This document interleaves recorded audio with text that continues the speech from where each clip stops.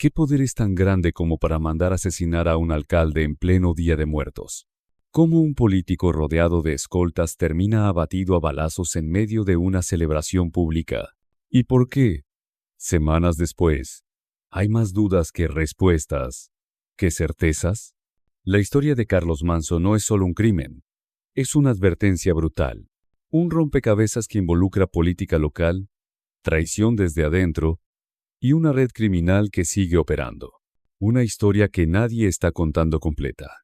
Hasta ahora, la noche del 1 de noviembre de 2025, el alcalde de Uruapan, Michoacán, fue asesinado en pleno centro de la ciudad. 7 disparos.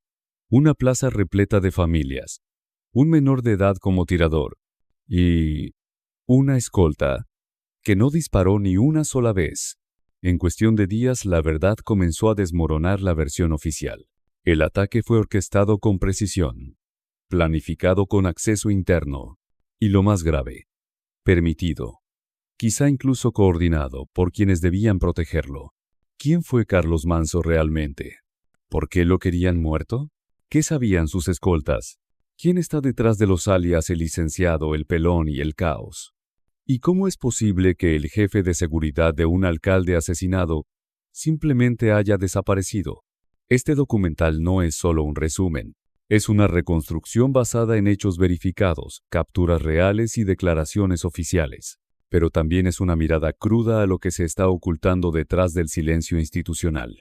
Porque lo que le pasó a Carlos Manso no fue casualidad. Y entender este crimen es entender cómo funciona el verdadero poder en México. Carlos Manso no era cualquier político. Tenía enemigos, y lo sabía, pero no bajaba la cabeza.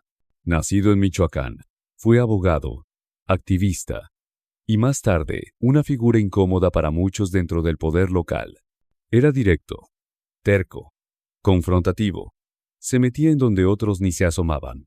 Y eso, en un estado como Michoacán, se paga caro.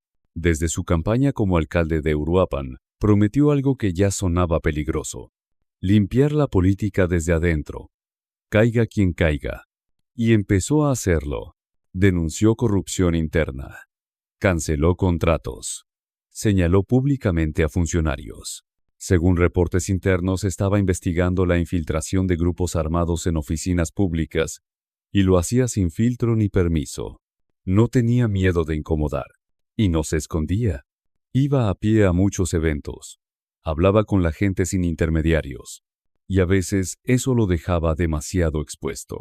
Pero lo que más incomodó fue su decisión de revisar a fondo las estructuras de seguridad, incluidos sus propios escoltas. Hacía preguntas incómodas, pedía reportes detallados, ordenaba cambios. A diferencia de otros políticos, Manso no tenía pactos ni buscaba entenderse con los grupos criminales. Tenía ideales y una visión, pero también tenía un problema. Hablaba demasiado claro y confiaba demasiado en su equipo. Días antes de su asesinato, se hablaba de una lista interna de personas que él quería separar del gobierno. Y entre esas personas, presuntamente, estaban integrantes de su propio cuerpo de seguridad. Un hombre que señalaba sin miedo. Un líder que no negociaba con narcos. Un alcalde que pensaba hacer historia y terminó siendo ejecutado. Cuando el enemigo está tan cerca que come en tu mesa, no hay advertencia que alcance. 1 de noviembre de 2025. Centro de Uruapan, Michoacán, Día de Muertos. Una celebración llena de vida, de tradición, de luz. Carlos Manso caminaba entre la gente, sonriendo. Era uno de esos eventos que disfrutaba. Cercanía con el pueblo, sin barreras, sin miedo. A las 8:43 p.m., después de dar un breve mensaje, Manso avanzó por la plaza principal. Iba acompañado de su equipo más cercano, asistentes, funcionarios y su escolta. Saludó a comerciantes, posó para fotos, cargó a un niño vestido de calavera. Parecía una noche normal. Entonces, sin previo aviso, 7 disparos rompieron la música. 4 impactaron directamente al alcalde. Carlos Manso cayó, fulminado, frente a decenas de personas. La escena se volvió caos. Gritos, gente corriendo, niños llorando. Y en medio de todo eso, un silencio escalofriante. Los escoltas no dispararon, no cubrieron, no reaccionaron, No hicieron nada. El tirador fue abatido en el lugar. Un menor de edad, 16 años. La investigación reveló que era parte de un grupo reclutado en un centro de rehabilitación, donde operaba Jaciel Antonio, alias El Pelón. Ese joven no actuaba solo. El ataque fue coordinado, planeado con antelación y basado en información interna. 2 días después, aparecieron en la carretera los cuerpos de Ramiro y Josué, 2 presuntos cómplices. Ejecutados. Abandonados. Eliminados como piezas descartables. Pero lo más perturbador fue lo que ocurrió durante las primeras audiencias del caso.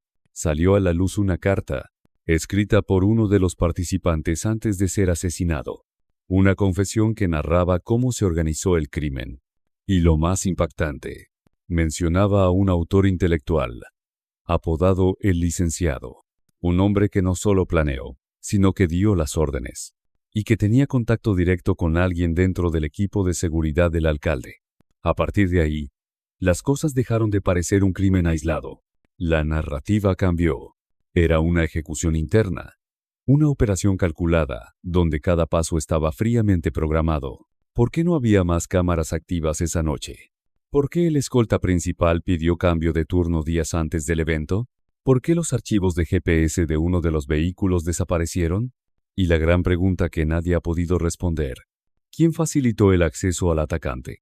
Lo que parecía un atentado típico del crimen organizado se transformó en un mensaje.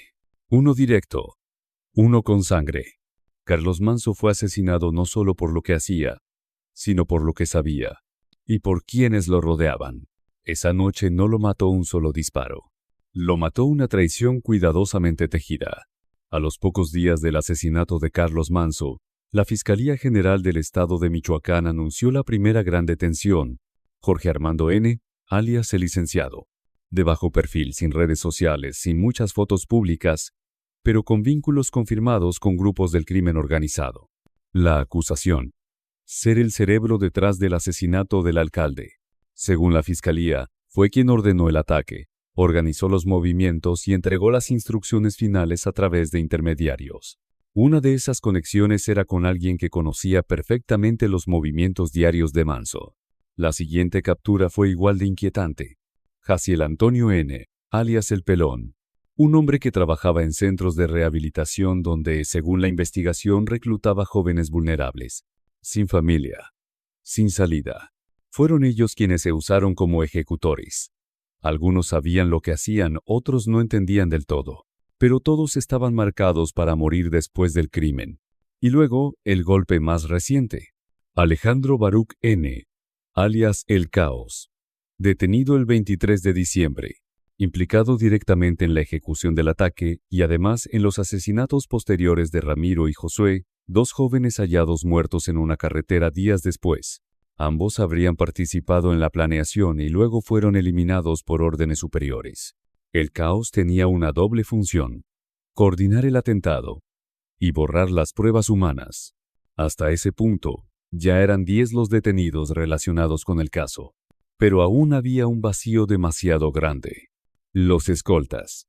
Carlos Manso tenía un equipo de protección compuesto por 7 agentes armados, entrenados, pagados por el Estado. Y sin embargo, ninguno disparó. Ninguno protegió. La versión oficial fue omisión de funciones. Pero en el entorno político y mediático, esa palabra sonó débil. Las sospechas apuntaban a complicidad. Uno de los escoltas pidió cambiar de turno justo antes del evento. Otro dejó de responder por radio minutos antes del ataque. Algunos ni siquiera estaban posicionados donde debían. Y según testigos, el protocolo de seguridad ese día fue modificado sin explicación. ¿Quién dio esa orden? ¿Quién decidió dejar al alcalde expuesto, en una ruta abierta, sin cobertura?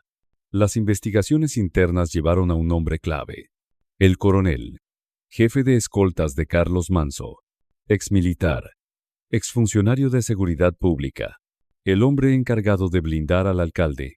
Tras el crimen, desapareció. No se presentó a rendir declaración. No asistió al sepelio. No volvió a su casa. Hoy, se encuentra prófugo. Y su ausencia huele más a huida que a miedo.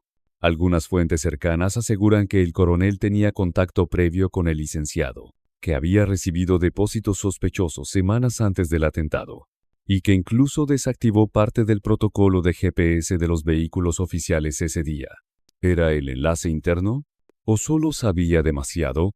Lo cierto es que, con cada detención, se destapa una nueva capa. Y lo que parecía una ejecución planeada por criminales, ahora también tiene ramificaciones políticas. La Fiscalía confirmó que aún quedan órdenes de aprehensión pendientes, pero los nombres que faltan son más poderosos que los capturados. Carlos Manso murió por lo que representaba, y por quienes no soportaron su presencia. Pero mientras los responsables reales sigan libres, este crimen seguirá abierto, y la traición seguirá respirando dentro del poder. El asesinato de Carlos Manso no fue un caso aislado, fue una advertencia, una señal de hasta dónde puede llegar la podredumbre cuando el poder y el crimen se mezclan. Hoy hay detenidos, pero también hay silencios. El jefe de escolta sigue prófugo. Las conexiones políticas aún no se han tocado.